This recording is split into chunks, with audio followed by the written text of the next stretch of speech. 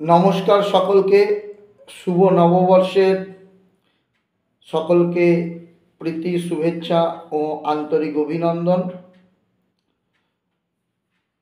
সকলের সম্বৎসর ভালো কাটুক এই কামনা রাখছি। আমি ধারাবাহিকভাবে সন্ধ্যা বন্দনার উপর আলোচনা করছিলাম নিত্যকর্মের প্রসঙ্গে। আজকে যে বিষয়টি নিয়ে আলোচনা করব সেটা ঠিক আলোচনা নয়, সেটা হচ্ছে আমার একটা নতুন বই আমি প্রকাশ করেছি। এই বইটা নাম দিয়েছি শ্রী শ্রী মহাবিদ্যা সাধনা। গতকাল থেকে এই বইটা সংস্কৃত পুস্তক ভাণ্ডার এবং কলেজ স্ট্রিটের কিছু দোকানে পাওয়া যাচ্ছে। তো এই বইটা বিষয়ে আজকে দু চার কথা বলবো। বইটা খুব একটা মোটা বই নয়, দেখলেই বুঝতে পারছেন। 40 পাতার একটা বই, 40 পাতার। বইটার দামও আজকের দিনে স্কুলে পড়া বাচ্চা ছেলে মেয়েদের দৈনিক যে হাত খরচা তার থেকেও কিছু কম। এই বইটা দেখে কেউ ভাববেন না, মানে যারা কিনতে যাবেন সংগ্রহ করবেন, আমি আগেই বলে নিই, ভুল বুঝিয়ে কোনো কিছু বিষয় আমি আলোচনা করব না। এটা কিন্তু দশ মহাবিদ্যা পূজা পদ্ধতি নয়। এই বইটা হলো সেই বই যেই বইয়ে একটা বিশেষ সাধনার পদ্ধতি লেখা আছে। সাধনা মানে নিজের জন্য নয়, আপনি অন্যের জন্য করতে পারেন। সেটা হচ্ছে যে মুন্ডমালা তন্ত্র এবং মুন্ডমালা তন্ত্রে যেমনি রয়েছে একইভাবে আমাদের ভৈরব তন্ত্র, এই দুটি তন্ত্রশাস্ত্র মিলে একটি স্তোত্র রয়েছে। সেই স্তোত্রটার নাম হচ্ছে মহাবিদ্যা স্তোত্র। আমি 2011 সালে আমি বইয়ের ভূমিকাতে লিখেছি। এই বইটা আমি লেখক ঠিক নিজেকে বলবো না, এখানে পরিষ্কার লেখা আছে সম্পাদক, সংকলন সম্পাদক, অর্থাৎ আমি সম্পাদনা করেছি। এই দুই তন্ত্রশাস্ত্রে এই স্তোত্রটি রয়েছে। আমি 2011 সালে শিবক্ষেত্র কাশীতে দেখেছিলাম একজন ব্রাহ্মণ, এরা পূজা করছেন। পূজার পর তিনি হোম করছেন এবং তাতে মাতৃকা বর্ণে আহুতি করছেন, কং স্বাহা কং কং স্বাহা, খং স্বাহা খং খং স্বাহা, এইভাবে। তো আমার একটা কিউরিসিটি হয়েছিল, আমি তার কাছে জানতে চেয়েছিলাম। তিনি আমাকে বলেছিলেন যে এই মুন্ডমালা তন্ত্র বা ভৈরব তন্ত্রোক্ত যে মহাবিদ্যা সাধনা পদ্ধতি আছে, এই পদ্ধতিতে কেউ যদি বাড়িতে, দীক্ষিত ব্যক্তি যদি বাড়িতে নিজের স্তোত্রগুলো পাঠ করে অথবা ব্রাহ্মণ দিয়ে পাঠ করায়, যে কোনো একটি দশমহাবিদ্যার কোনো একটি বিদ্যার পূজা করার পর স্তোত্রটি পাঠ করে, ধরুন পঞ্চপ্রচারে হোক, দশপ্রচারে হোক, ষোড়শোপচারে হোক, মহাবিদ্যার কোনো একটি বিদ্যার পূজা করলো, করার পর এই স্তোত্রটি পাঠ করলো এবং সামর্থ্য হলে হোমও করলো, তাহলে তার বাড়িতে যদি কোনো আবিচারিক ক্রিয়া হয়ে থাকে, অর্থাৎ তন্ত্রমন্ত্র কেউ করে থাকে, বাড়িতে কোনো যদি বাস্তু দোষ থাকে, বাড়ির রোগ ভোগ সারছে না, আয় উন্নতি হচ্ছে না দোকানে, বাড়িতে বিভিন্ন কলহ অশান্তি, অর্থাৎ অস্বাস্থ্যকর একটা পারিবারিক পরিবেশ, সেই ক্ষেত্রে অনেকের ইচ্ছা থাকে যে আমি বড় যাগযজ্ঞ, পঞ্চাঙ্গ শান্তি সস্তায়ন বা সপ্তশতী হোম ইত্যাদি করে আমি বাড়িটাকে একটু সুস্থ স্বাভাবিক আনন্দের জীবন যাপন পারিবারিক সুখের জন্য করব। কিন্তু সামর্থ্য অভাব অনেকের হয়ে যায়, অনেক সময় অনেক রকম কারণে করে উঠতে পারেন না। তো এই যে পদ্ধতিটি, এই পদ্ধতিতে যদি আপনি মহাবিদ্যার কোনো একটি দশমহাবিদ্যার কোনো একটি বিদ্যার পূজা করে এই স্তোত্র পাঠ করেন এবং হোম করেন, তাহলে আপনি আপনার যে অভীষ্ট বা যে ফল লাভের আশা করছেন সেটি কিন্তু হতে পারে। আমি 2011 সালে এই পদ্ধতি বিষয়ে অবগত হওয়ার পর দীর্ঘদিন আমার ব্যক্তি জীবনে যজমানী মহলে এইটা প্রয়োগ করে সুফল পেয়েছি। ফলত আমার একটা ইচ্ছা ছিল যে আমি এটা বাংলায় এটা সচরাচর প্রচলিত নয় বা খুব একটা প্রচলন নেই বললেই চলে। তো আমার একটা ইচ্ছা ছিল এটাকে নিয়ে আমি কাজ করব, তাই এটা আমি প্রকাশ করার ব্যবস্থা করেছি। মহামায়ার কৃপায় এটা আমি বের করতে পেরেছি। এখন অনেকেই বাংলায় আধুনিক সময় শুনছি বা দেখছি যে প্রচুর বইপত্র বেরোচ্ছে। আমাদের বয়সী কিছু ধর্ম প্রতি আগ্রহ আছে বা ধর্মের প্রতি নিষ্ঠাশীল, ব্রাহ্মণ সন্তান হোক বা অব্রাহ্মণ সন্তান হোক, কিছু গ্রন্থাদি রচনার কাজ করছে। মানুষ যেমন কিছু পরিশ্রম করে কিছু করার চেষ্টা করছে, তেমনি কিছু লোক আবার সমালোচনাও করছেন। কেউ কেউ বলছেন এটা রঘুনন্দনের মতে নেই, কেউ বলছেন এগুলো অন্য রাজ্যের সংস্কৃতি এখানে অ্যাডাপ্ট করা হচ্ছে ইত্যাদি। আমি দুটো কথা বলবো এই বিষয়ে। শাস্ত্রেরই কথা, অকরণাৎ মন্দ করণ শ্রেয়। যেখানে একবারে শাস্ত্রচর্চা বন্ধ হয়ে গেছে, সেখানে কিছু কাজ যখন হচ্ছে, আমার মনে হয় যে কোনো শুভবুদ্ধি সম্পন্ন মানুষের উচিত যারা কাজ করছেন তাদের উৎসাহিত করা। কিছু কাজ হচ্ছিল না একদম, এটা একদম প্রমাণ। ওই একই গণেশ পূজা পদ্ধতি, শিব পূজা পদ্ধতি, এই লেখা ছাড়া আর কিছু কাজ তেমন হচ্ছিল না। সেই জায়গায় দাঁড়িয়ে পৌরোহিত্য জগতের কথা আমি বলছি, অন্য কোনো জগতের কথা আমি বলছি না।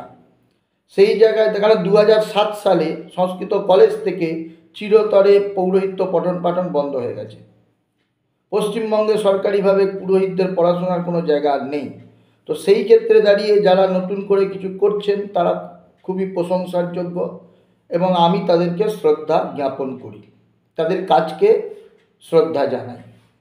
সে ব্রাহ্মণ হোক অব্রাহ্মণ হোক, যেই পারছে করছে তার মতো করে। এটা একটা ভালো চর্চার মধ্যে দিয়ে হয়তো তার ভুল যদি কিছু হয়ে থাকে সেটা সংশোধনও হবে। কাজ না করলে কারোর ভুল ধরা পড়বে না, আর ভুল ধরা না করলে ভুল সংশোধনও হবে না। সুতরাং এটা খুব প্রশংসনীয়। আর একটা কথা প্রসঙ্গত বলে রাখি, রঘুনন্দন বলেননি, রঘুনন্দনের অষ্টাবিংশতি তত্ত্বে নেই। রঘুনন্দন অনেক কিছুই বলেননি। রঘুনন্দন বলেছেন যে কেউ যদি আত্মহত্যা করে তার শ্রাদ্ধ করবে না, তাকে স্পর্শ করবে না, ডোমকে ডেকে টেনে ফেলিয়ে দেবে, শিয়াল কুকুর ছিঁড়ে খাবে। কিন্তু সেটা তো হচ্ছে না, নারায়ণ বলিযাগ হচ্ছে। নারায়ণ বলিযাগ কীভাবে হচ্ছে? নারায়ণ বলিযাগ আমাদের এখানে কোনো গ্রন্থ ধরে হচ্ছে? সেটা তো অন্য রাজ্যের থেকে কমলাকান্ত ভট্টের যে নির্ণয় সিন্ধু, সেখান থেকে এর ব্যবস্থা নিয়ে নারায়ণ বলিযাগ হচ্ছে। তো এই যে হচ্ছে, তার মানে এটা ছিল না। 20 বছর আগে বাংলাতে রুদ্রাভিষেক সেভাবে হতো না। আজকে ঘরে ঘরে দেখবেন শ্রাবণ মাসে রুদ্রাভিষেক হচ্ছে, বা অনেকে সারা বছর ধরেই কোনো না কোনো মন্দিরে রুদ্রাভিষেক করাচ্ছেন। অর্থাৎ মানুষ একটা সাধনমুখী ভাবধারাকে গ্রহণ করছে। এখন বেদ পশ্চিমবঙ্গের জন্য বা উত্তর ভারতের জন্য বা দক্ষিণ ভারতের জন্য বা পশ্চিম ভারতের জন্য এরকমটা নয়। বেদ মানে সমগ্র বিশ্বের জন্যই বেদ, তন্ত্র মানে সমগ্র বিশ্বের জন্যই তন্ত্র। এবার কি হচ্ছে, কাল এবং যুগের নিরিখে অনেক কিছু হারিয়ে গেছে এবং বিদেশি আক্রমণ, ধর্মান্তকরণ যেভাবে হয়েছে, মুসলমানদের অত্যাচার যেভাবে হয়েছে, যেভাবে আমাদের হিন্দুদেরকে জোর করে মুসলিম ধর্মে কনভার্ট করা হয়েছে, যেভাবে খ্রিশ্চানরা সেবার নাম করে হিন্দুদেরকে বিধর্মী করেছে, যেভাবে ধর্মগ্রন্থ বিভিন্ন সংস্কৃত শাস্ত্র চুরি করে বিদেশে নিয়ে যাওয়া হয়েছে। ফলে দীর্ঘকাল ধরে আমাদের এখানে কি হচ্ছে, এই যে চর্চাটা কিন্তু শিথিল হয়ে যাচ্ছে এবং এই পরাধীনতা আমাদেরকে শিক্ষা এবং সাধনার থেকে দূরে সরিয়ে নিয়ে গেছে। কিসের জন্য না, পেটের অন্ন কীভাবে জোগাড় করা যাবে এই চিন্তাতে আমাদেরকে এই জায়গাটা থেকে সরিয়ে নিয়ে গেছে। হয়তো সময়ের নিরিখে আমরা অনেকটাই সেই প্রতিকূলতা থেকে বেরিয়ে আসতে সক্ষম হয়েছি।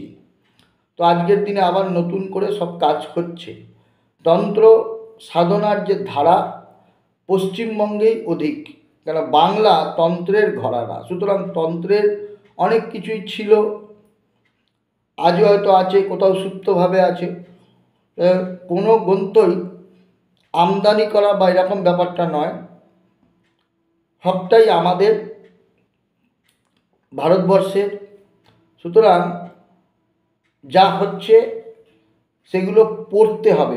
একটা বই বেরোনো খুব ভালো জিনিস, চর্চা পড়তে হবে। ভুল ত্রুটি থাকলে লেখকের সাথে যোগাযোগ করে তাকে, যদি কোথাও কোনো সংশয় হয়, সেটা আমার লেখা কোনো গ্রন্থ হোক বা ABCD যে কোনো লেখকের গ্রন্থ হোক, তার সাথে যোগাযোগ করতে হবে। যদি পাঠকদের মনে হয় যে এইটা আরেকটু এরকম হলে ভালো হতো আমাদের পক্ষে, সেটা তাকে জানাতে হবে। কারণ মানুষ তার একটা কনসেপ্ট নিয়ে কাজ করে, তারপরে যখন যে কারণে দেখবেন পত্র পত্রিকায় পাঠক সমালোচনা বলে একটা কলম থাকে, যেখানে পাঠক তার লেখকের সমালোচনা করে থাকে। তো এইগুলো করতে হবে। তো আমিও এই গ্রন্থটা এই জন্যই করেছি যে মানুষের ধর্ম মার্গে বা ধর্মীয় সাধনার দ্বারা, পূজা পদ্ধতির দ্বারা যাতে কোনো উপকার হয়। শাস্ত্র বহুবিধ পদ্ধতির কথা বলেছে, যেমন তুলসী দান করলেও কিন্তু বহু উপকার মানুষের হয়, গ্রহ শান্তি বলুন, গৃহ শান্তি বলুন, সব রকম। সেটাও যেমনি একটি পদ্ধতি, এটাও একটা পদ্ধতি। যার যেরকম পদ্ধতিতে শ্রদ্ধা, সে সেই পদ্ধতিতে কাজ করবে। তো এই জন্য আমি এই বইটা করেছি। আবারও দেখাচ্ছি, এই গ্রন্থটি আমি আমার পিতামহী অর্থাৎ ঠাকুরমা অমিয় রানী পাঠকের উদ্দেশ্যে উৎসর্গ করেছি, আমার ঠাকুমার নাম। তো ইনি খুলনা জেলায় জন্মগ্রহণ করেছিলেন, বাংলা ভাগ দেখেছেন। আমাদের অরিজিনাল বাড়ি তো খুলনায় ছিল, তো বাংলা ভাগ দেখেছেন। সেই সময় আমার বাবাকে কোলে নিয়ে ওপার থেকে এপারে চলে এসছেন। দীর্ঘ সংগ্রাম, দরিদ্রতা, ঠাকুরদাদা যজমানি করতেন, সেই দরিদ্রতার সাথে সংগ্রাম করে তিনি তার দীর্ঘ জীবন কাটিয়েছেন। তো আমি আমার এই পিতামহীর নামে, ঠাকুমার নামে এটা উৎসর্গ করেছি। তো আশা করি আপনারা, যদি কারোর আগ্রহ থাকে, গ্রন্থটি সংস্কৃত পুস্তক ভাণ্ডার থেকে বা কলেজ স্ট্রিট থেকে সংগ্রহ করে দেখতে পারেন, তাতে আপনারা উপকৃত হবেন, এটা আমার বিশ্বাস। কারণ আমি যাদের উদ্দেশ্যে, যাদের জন্য যখন এই পদ্ধতিটি প্রয়োগ করেছি এবং নিজের ব্যক্তি জীবনে প্রয়োগ করেছি, আমি উপকার পেয়েছি। শত্রু নাশের ক্ষেত্রেও এটা প্রয়োগ করে উপকার পেয়েছি। কারোর বাড়ির সমস্যা, সেখানে উপকার পেয়েছি। রোগ ভোগের জন্য প্রয়োগ করে উপকার পেয়েছি। দোকান চলছে না, দোকানের সমস্যা, প্রয়োগ করে উপকার পেয়েছি। এখানে এটাও বলা আছে, একদিনে বসে যদি 21 বার এই স্তোত্র পাঠ করা যায়, আরও বেশি ফলদায়ক হয়ে থাকে। আমি এই বইটিতে কেবল সংস্কৃত না, সংস্কৃত মন্ত্রগুলোর সমস্ত বঙ্গানুবাদও করেছি। এবং এখানে এই বইটাতে একটা বিশেষ আছে, দিগবন্ধন। আপনি যখন ওই বাস্তুর দোষ কাটাচ্ছেন, বাস্তুটিতে যজ্ঞটজ্ঞ করলেন, তারপরে বাস্তুটাকে বন্ধন করে দেওয়ার জন্য এখানে দীর্ঘ মন্ত্র রয়েছে, দিগবন্ধন মন্ত্র।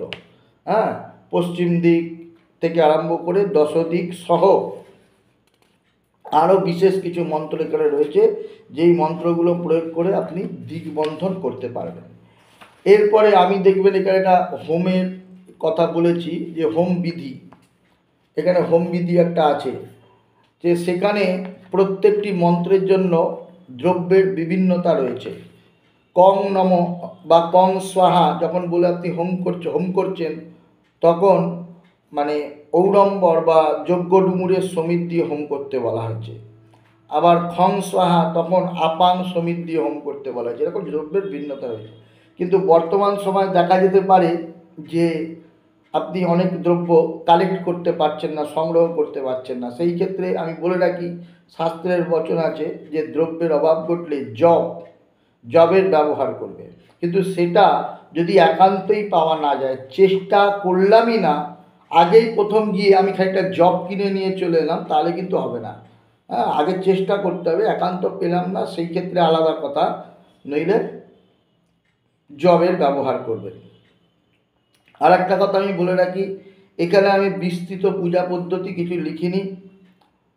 তার কারণটা হচ্ছে, আমি দেখেছি বিস্তৃত পূজা পদ্ধতি লিখলে যেটা হয়, অনধিকার চর্চা বেশি হয়। যাদের অধিকার নেই তারাও কিন্তু কাজ করতে শুরু করে দেন, ওই বই দেখে রিডিং করতে শুরু করেন। এটাই কিন্তু শাস্ত্রের অমর্যাদা হয়। সেই জন্য এখানে পরিষ্কার আমি বইটায় উল্লেখ করেছি যে পদ্ধতিটা কী রকম, কার পরে কী করতে হবে, কীভাবে করতে হবে লেখা আছে, কিন্তু সংক্ষিপ্ত আকারে লেখা আছে, যাতে অধিকারী ব্যক্তি যারা ব্রাহ্মণ পুজো করতে জানেন, কাজ করতে জানেন, যজ্ঞ করতে জানেন, তারা করবেন। আর যদি আপনি নিজে স্বয়ং করেন, আপনি যদি পদ্ধতি জানেন পুজো করার, তাহলে আপনি নিজেই করতে পারেন। কিন্তু অনধিকার চর্চা হোক তন্ত্রশাস্ত্র নিয়ে, এটা আমি চাইনি। আজকের দিনে তন্ত্রশাস্ত্র নিয়ে যেটা বেশি হচ্ছে, অনধিকার চর্চা বেশি হচ্ছে। তন্ত্রশাস্ত্রের প্রথম কথা হচ্ছে সাধনাকে নববধূর মতো অবগুণ্ঠিত করে রাখবে, অর্থাৎ ঢেকে রাখবে। এটা হচ্ছে তন্ত্রশাস্ত্রের প্রথম কন্ডিশান। কিন্তু আজকে আমরা দেখতে পাই মকার সাধনাও ইউটিউব, ফেসবুক এখানে প্রকাশ্যে হয়ে যাচ্ছে। যে সাধনা দেখার জন্য স্বয়ং ইন্দ্র লালায়িত এবং ঢুকতে পারছেন না বলে আক্ষেপ করছেন, সেই পঞ্চমকার সাধনা যখন ইউটিউব, ফেসবুকে ওপেনলি দেখানো হচ্ছে, খোলাখুলি দেখানো হচ্ছে, সেটা কিন্তু তন্ত্রশাস্ত্রের প্রতি একটা অপমানজনক বিষয়, বা তন্ত্রশাস্ত্র নিষিদ্ধ একটি কর্ম করা হচ্ছে। এটা কিন্তু ঠিক নয়। তো যাই হোক, আমি আপনাদেরকে এটা জানাবার জন্যই এবং নববর্ষের শুভেচ্ছা জানাবার জন্যই আজকের এই ভিডিওটি করলাম। আশা করি আপনারা এই বইটি সংগ্রহ করবেন আর মহামায়ার সাধনার দ্বারা বা পূজার দ্বারা আপনাদের অভীষ্ট সিদ্ধি লাভ হবে। জয় গুরু, নমস্কার সকলকে।